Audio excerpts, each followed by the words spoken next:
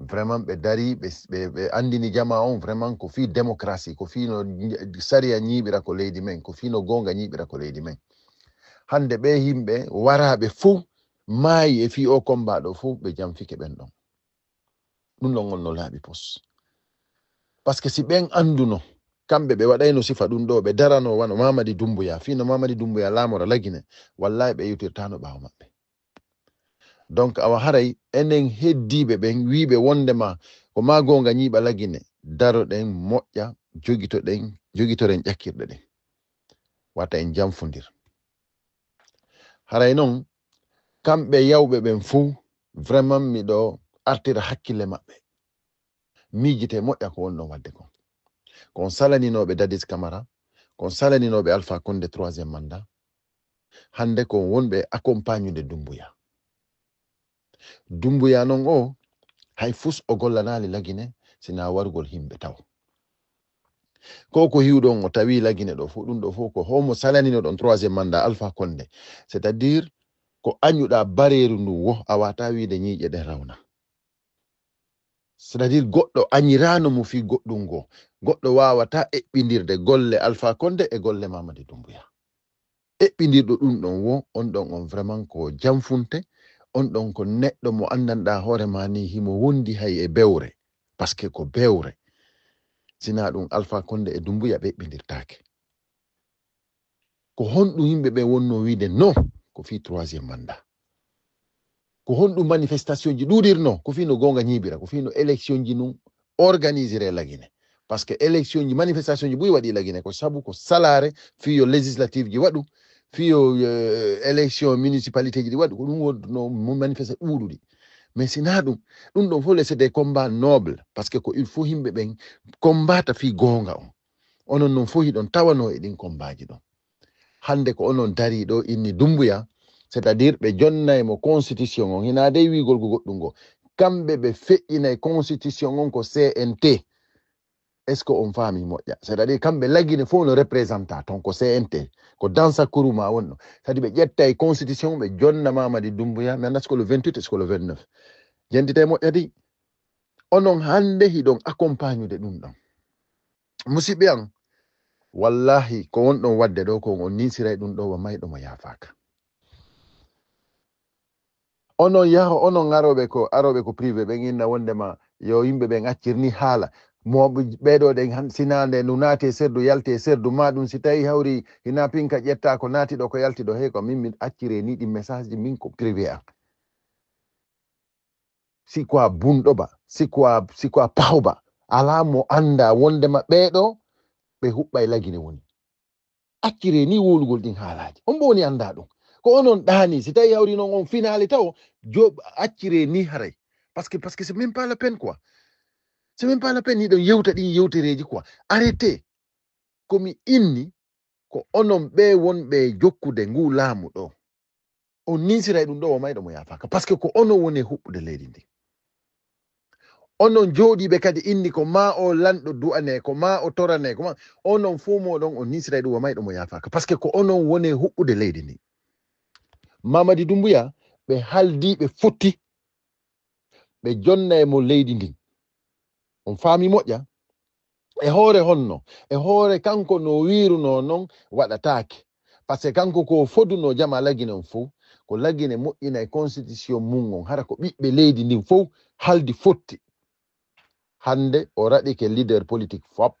kala mo anduno ɗen no woni prêt fi ɗaɓɓugol laamu lagine kala mo himɓe ɓen faalano yo laamu lagine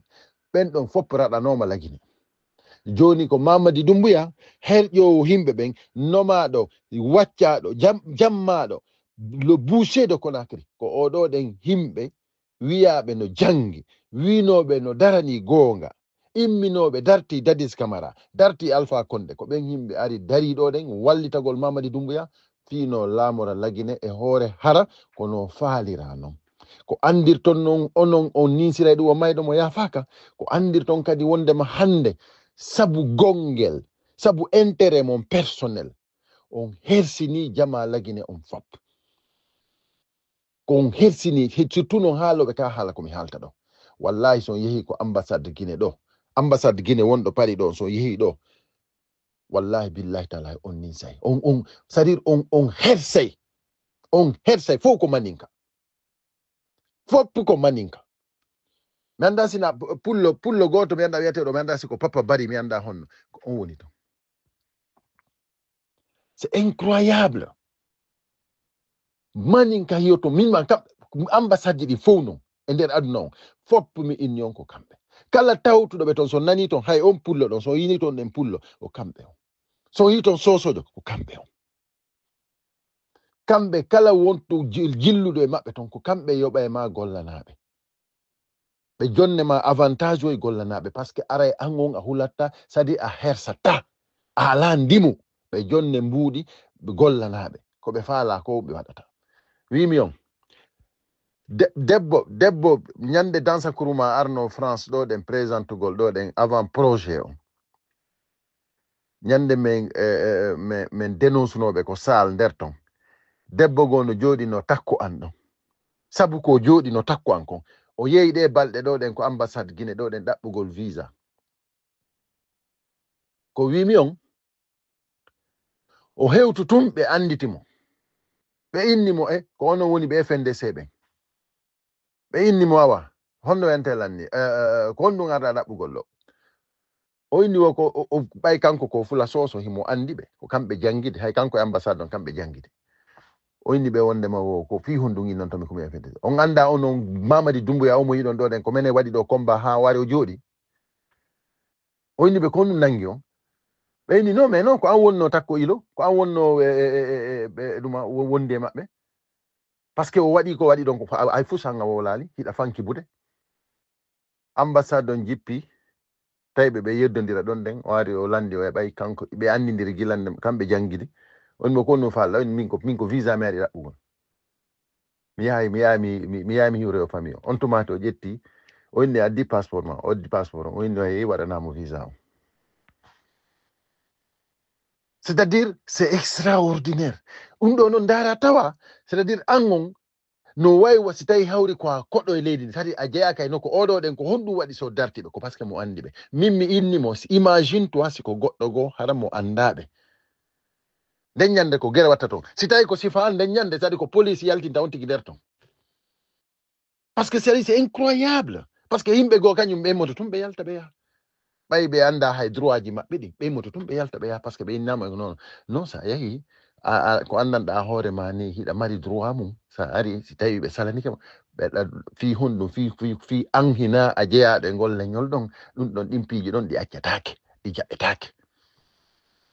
ɗum ɗon ko suwa koye réglé ɗon waɗe ɗon ko waɗete kon ko watta wo waɗa ɗon c'est comme ça mais bon juste mi sifi ɗum ɗo fi on andu onon ɓe wonɓe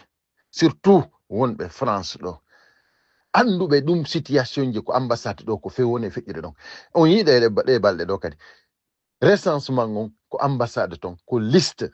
sa arali woluɗa inde groupe mo tawaɗa on wonɓe esprit CNRD on a natata hiɓe organise ɗo ɗen hiɓe waɗi mi inni on mouvement ji mi inni on c'est à dire mo be no jogui hoorejo muɗum hino anda koye liste o mo koye mouvement hombo tawa non hulɓiniyam onon tawon hiɗon wakkili supportugol sifa ɗum ɗo innon ko Guinée innon ko on guinéen innon ko on banu adama innon ko on africain non mais attends onon c'est à dire ko mawɓe mon ɓe waɗuno kon fou onon on hendike ɗum ɗon on yahi on naɓi ɗum ko aspin ma kulin sadi hande kadi hay fus on falaka sina onon tun no wuuriron wata ɓiɗɗo mon wuuru wata goto go wuuro onon wuure yergo wuuro ɗon on jamfike kala iwtirnoɗo ɓaawo mo fi o combat ɗo wallahi vous allez regretter ça je vous assure que vous allez le regretter parce que la Guinée on ƴetti essence on ƴetti almeti hiɗon haylade nder laggine fop hiɗon faala sunnude mais wallahi ko ɗaɓɓoton kon on heɓay ƴette constitution on validon mo jonnon mo Mamadi Doumbouya yo jooɗo onon si tawi hawri onon on daari on tawi ɗum ɗon adday ɓuttu e leydi waɗe merci.